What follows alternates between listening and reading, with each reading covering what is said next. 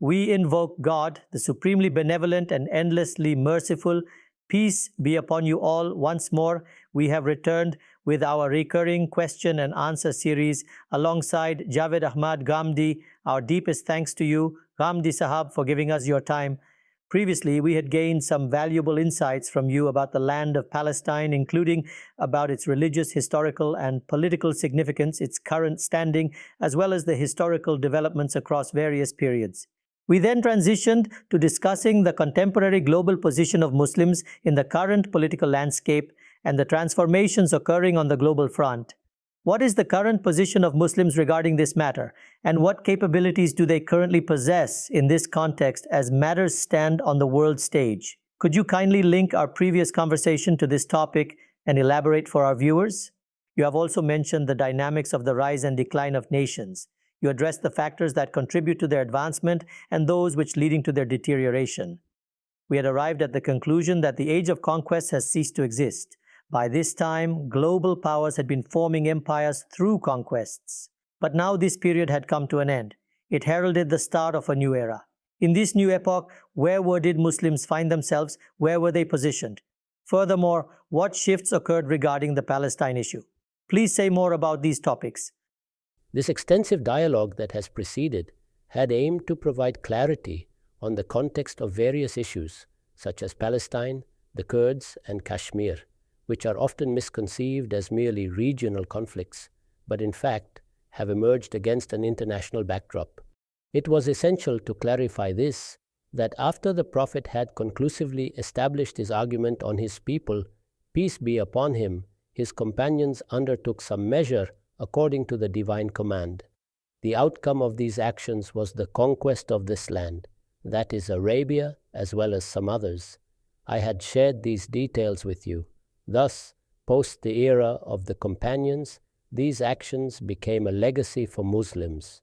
In other words, they acted on divine instructions, with their legitimacy also being derived from the divine book, initially set forth by the Prophet, and then they were carried to completion by his followers. This territory was conquered alongside numerous other areas. This whole process essentially transformed the Western Byzantine Empire as well as the Eastern Sassanid empires, along with their territories, and assimilated them into the Islamic Empire, or you may say, the Empire of Muslims. I then highlighted that during this period, it was not that Western empires had just remained passive. They attempted to reclaim their losses, especially Palestine. Their justification was its sanctity for them as well. This was because it was a holy place for Christians as well. Prophet Jesus, peace be upon him, had traveled there from his birthplace Nazareth. After descending from the Mount of Olives, he initiated his prophetic mission in Jerusalem. It was in this city he was tried to be crucified, and it was from here that he departed from this world. His mother, Mary, peace be upon her, who is revered as the mother of God by them, is also buried there. The place holds numerous sacred sites related to their history. Their attempts to recapture it culminated in success in 1099 CE. This led to nearly a century of Christian rule in Jerusalem. In 1187, Sultan Salahuddin successfully reclaimed it. The purpose of recounting this entire narrative was to illustrate that during those times, Muslims were on an equal footing, and for a significant duration, they even held a superior position. They managed to reclaim it despite emerging weaknesses in various spheres of Muslim life. That is, political cohesion had weakened. The Abbasid Caliphate's influence had waned compared to the eras of Harun and Mamun. Despite these challenges, their efforts were fruitful. In numerous parts of the vast Muslim empire, monarchical rule started being established, meaning some regions which were erstwhile parts of the empire had become autonomous, though a form of political unity was still symbolically or religiously acknowledged under the caliphate. This explains why later the Ottomans assumed the mantle of caliphate themselves. Sharing all this was also intended to highlight that power had in a manner been restored. Additionally, It aimed to clarify that during those times, the sources of power, knowledge, means, and resources weren't as divergent as they later became. Starting from the mid-16th century, the Western world began experiencing a reawakening. From this point on, signs of decline were becoming apparent. I mentioned that fundamentally 3 factors could be observed. 1, there was a gradual decline in knowledge and morality among Muslims. 2, there was a loss of religious focus that once distinguished them. And 3, there was a disintegration of their political unity, though the Ottomans provided some support to an extent. Since the mid-16th century, Western nations embarked on a renaissance. I detailed before you some facts about the Reformation, which was a movement for religious reforms, given the prevailing dominance of religion and the established institution of the papacy, which was quite strong. This era was, in a sense, an age of faith for them as well, where religion was the source of all intuitive knowledge, where religious figures were highly revered and their teachings were universally followed. It was a time when the church ruled akin to monarchs. This unique situation began evolving. Initially, as expected, religion and its clerical leaders faced challenges. The challenge wasn't against religion as an ideology, but against its manifestation in religious authority. Until then, the church had more or less the same kind of authority as the monarchs used to hold, but gradually there was a movement toward reformation. The first thing that happened was that the church and the people representing it, the clergy, started being challenged. Religion wasn't challenged qua religion, but in the manner it used to manifest in the power of the church. I had mentioned that Germany was the primary center of Reformation movement. Following this, the Renaissance emerged. The Renaissance signified the revival of sciences, the search for the foundations of knowledge. The West tried to re-establish connections with Greece. The translations made by Muslims were read with great interest and translated to Latin, and universities began to operate in a manner less controlled by the church. This marked the start of the Renaissance.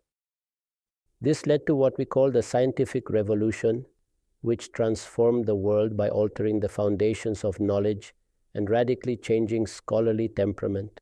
A surge in inventions followed. The strength equation between West and the Islamic world began shifting dramatically. Consider the difference in military capabilities between then and now. The disparity is stark. Subsequently, I briefly mentioned another shift among Western nations, like England's ventures in industry and exploration despite being a small island. These nations embarked on explorations, with the Portuguese and Spanish discovering new worlds, like America and its surrounding regions. Later, colonization efforts expanded, creating possibilities for new worlds. These lands were rich in resources and helped foster a spirit of enterprise. Observing this, other Western nations, including the Dutch, French, and British, ventured out, seizing the opportunity. This led to conflicts, which is beyond the scope of our current discussion to detail further. The 1776 independence of America can also be perceived as the conclusion of an epoch for us. Hence, power acquisition, territorial dominion, and the identification of trade prospects emerged as the determinants of power. Concurrently, there was the emergence of novel scientific disciplines.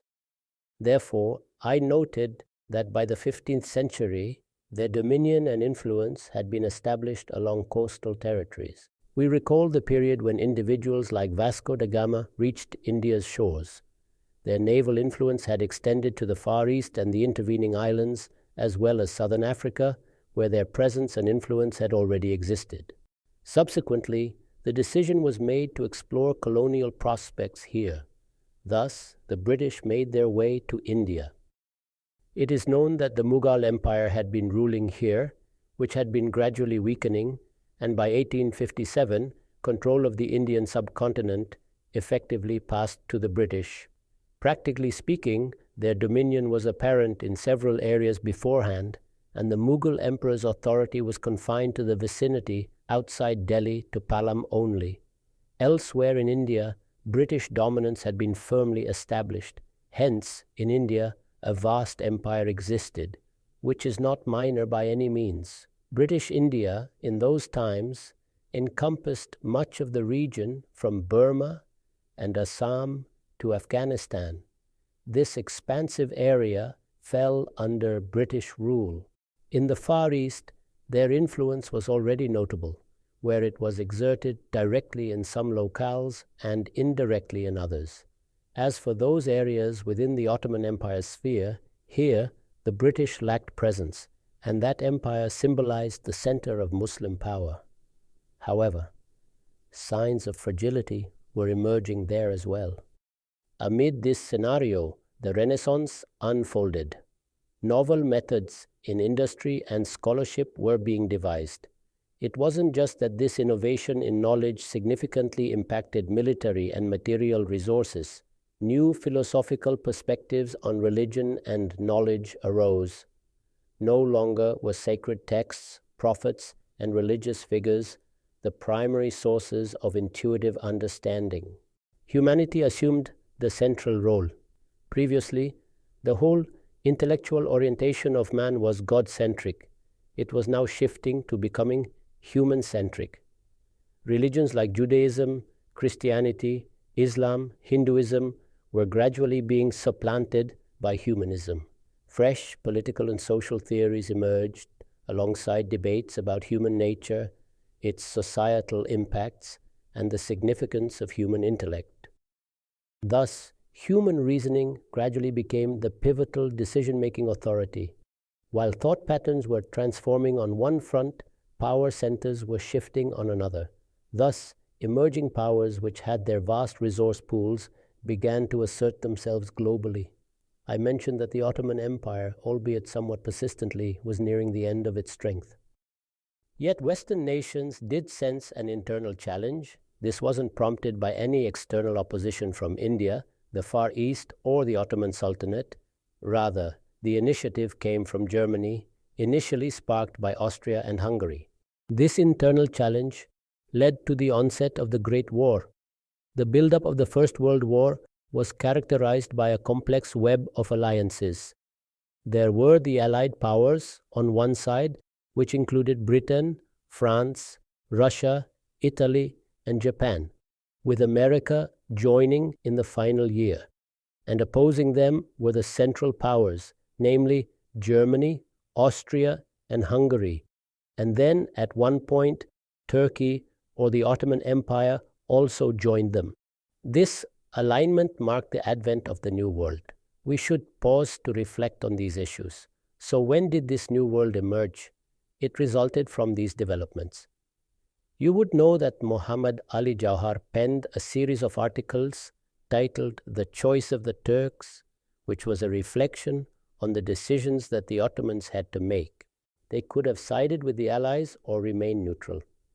Initially, they seemed neutral, but deeper historical analysis reveals internal dynamics. Consider Great Britain, whose empire was so vast that the sun never set upon it, ruling even over India. Now it faced the Ottoman Empire, along with its allies. This confrontation brought previously obscured issues to light. It revealed the considerable strength and position these powers had attained, and now the Ottomans had to face this challenge. And Great Britain, a global superpower, played a leading role in this confrontation, especially in regions which are part of the Islamic world. From the perspective of Europe, one might debate the roles of France, Russia, and later America's significant contribution, but our focus should remain on this dynamic, namely Britain and its role in the Muslim lands. Interestingly, in this war, the Ottoman Empire, which was aligned with the Axis powers, with Austria-Hungary, was involved in a conflict with England, France, and later America, whereas on the other side, Indian soldiers enlisted in the British Army by the hundreds of thousands. This was the scenario then, and then the war finally culminated in their defeat. It began in 1914 and concluded in 1918. I mentioned that the Balfour Declaration was issued around November 1917. Why did the Balfour Declaration take place? When war takes place, then it is not just battlefield engagements that constitutes war. There are significant background activities which also occur. To secure their victory, the British entered various agreements with the Arabs. We now know through historical documents that they had promised the establishment of an independent Arabian Sultanate post-Ottoman rule. Similarly, efforts were made to support any powers under Ottoman control that could be swayed against them. This was facilitated covertly by the Allies through various agreements, some documented, others verbal, there with certain assurances made in the background. As their war progressed towards victory, the Jews also played a part. Within the British Empire, which waged the war, Jews held parliamentary positions and engaged in negotiations. At this juncture, a declaration was made for the Jews, in which promises were made paralleling similar promises to the Arabs. The declaration was that upon victory, a national home for Jews would be established in Palestine. This term, national home, was unusual. It suggested something less than a state. When viewed through the lens of contemporary nation-states, even then it appears to be quite a peculiar concept. Nevertheless, in November 1917, the Balfour Declaration was announced. It wasn't about deception or fraud, which is common in wartime backgrounds. Treachery and deceit continuously occurred. Agreements are made, each party deceiving the other as they feel necessary. Such actions are typical in war, and they proceeded accordingly. Part of war is deception, so these kinds of things do happen, and they also engaged in them. Upon achieving victory, they began fulfilling their promises. The League of Nations was established by the victors. They had recognized the threat of internal challenges. It was a response to the domestic turmoil triggered by Austria, Hungary, and Germany, which led to a catastrophic war. This conflict resulted in the loss of tens of millions of lives, leaving countless widows and devastating the European economy. Consequently, they were compelled to cease their activities across various nations.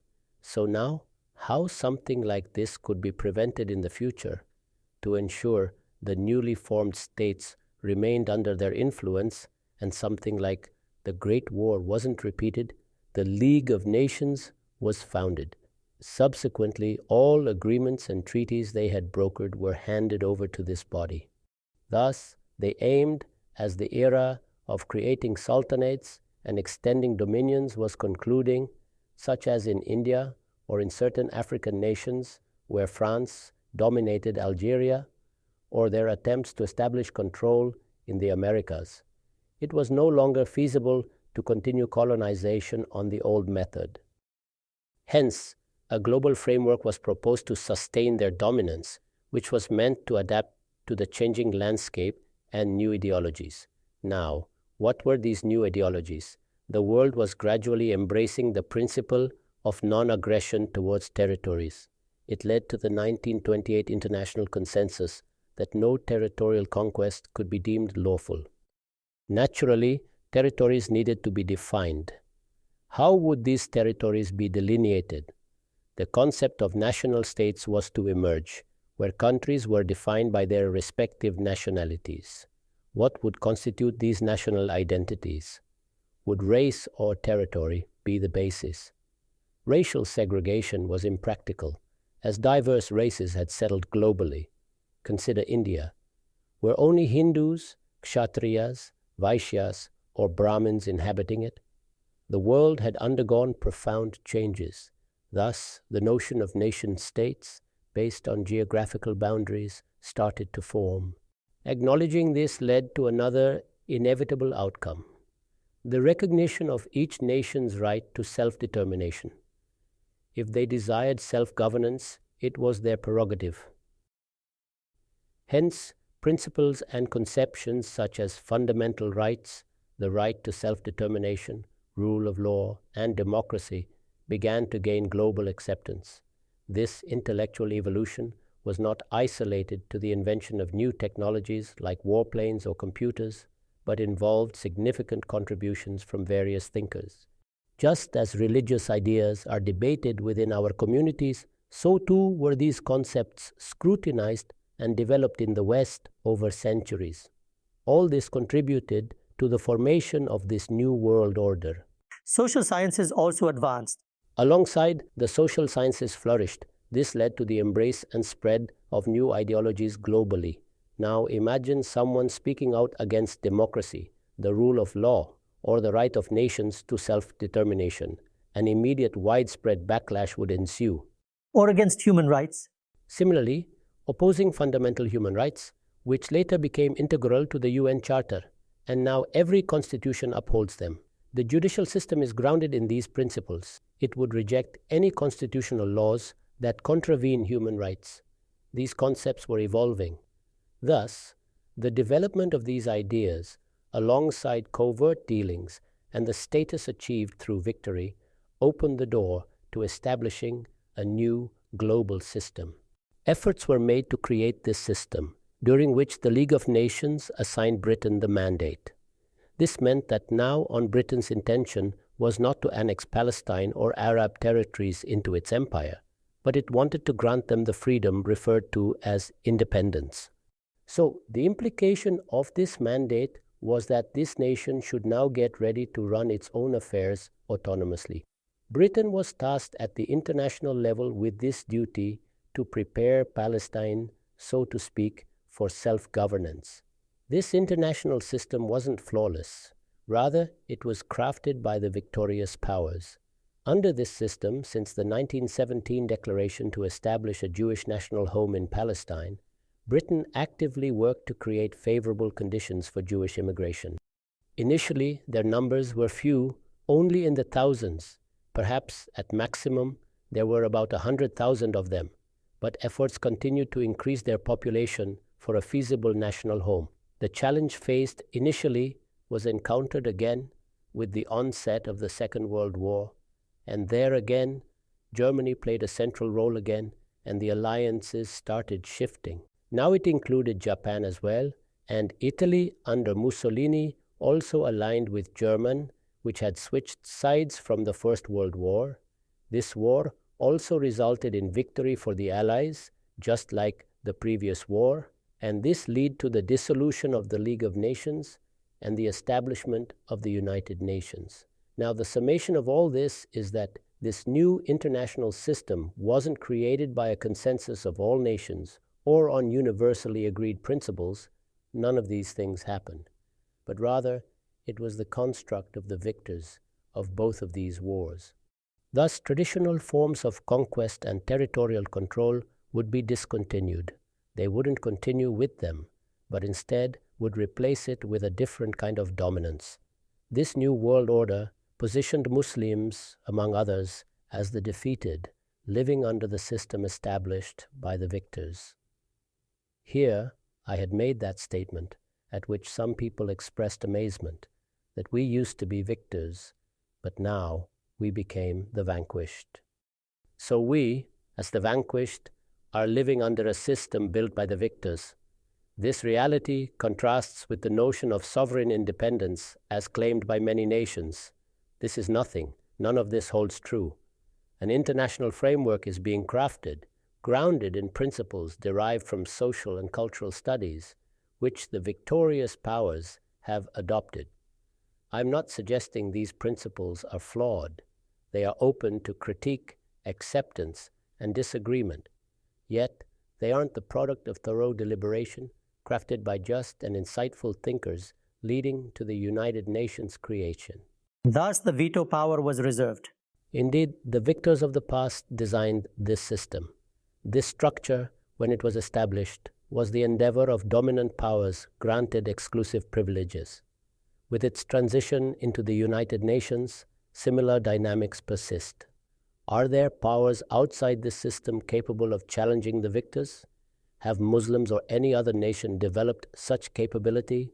The 5 permanent members essentially govern the world. and based on resources, knowledge, and collective ethical standards, the benchmarks for nation supremacy. It is these five powers which are controlling the global order. In this regard, now to debate who was deceitful or who betrayed who is futile. Were the opinions of the Palestinian people considered, or were they treated as mere objects? This is the victor's way. Before this, previous conquerors didn't even inquire. They enslaved people? In the past, enslavement was common. Territories were seized. With the advancement of arts, sciences, and new ideologies in the West, concepts like the right to self-determination, rule of law, and justice through international bodies were introduced. Yet, these were not as if divinely ordained, embodying universal justice. They were the victor's resolutions, and here the preservation of their status is paramount, while creating a system for the defeated, and the Muslims experienced the greatest impact.